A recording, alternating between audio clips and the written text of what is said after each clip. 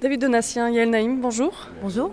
Un mot sur alors la journée d'hier, vous avez participé à un débat. Hier soir, vous avez donné un concert au Théâtre Femina. Quelques mots au lendemain de cette grande journée d'hier. Je trouve ça super intéressant. C'est la première fois qu'on participe de se réunir des gens de plein de domaines autour de la culture. C'est vrai que c'est un questionnement très important de nos jours parce qu'on a de plus en plus l'impression que c'est comme un petit hobby de luxe et que les gens prennent ça à la légère, alors que la place que ça peut avoir pour l'éducation, pour quel être humain tu deviens, peut être très importante. En tout cas, dans mon histoire, ça l'a été. J'ai vécu en Israël et c'est ce qui m'a donné envie de découvrir d'autres cultures, de voyager et de m'ouvrir aux autres et même de remettre en question certains trucs qui étaient en contradiction avec la beauté que je voyais sur la diversité des peuples.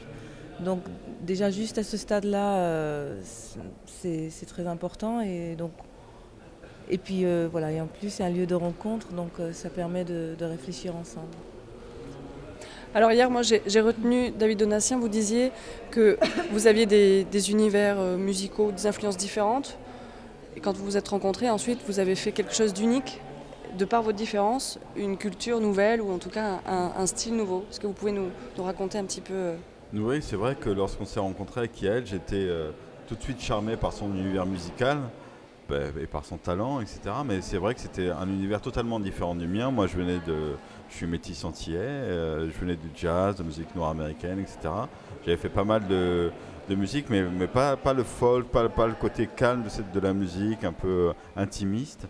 Et je m'y suis mis grâce à Yael.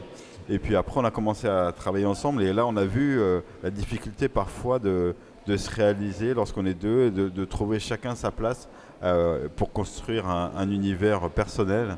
Et ça s'est fait avec beaucoup de friction. Mais je pense que ces frictions dans l'art et ça amène une ouverture plus grande, quoi. Et ça m'a appris de me dire qu'il faut aussi échanger avec des gens qui nous ressemblent.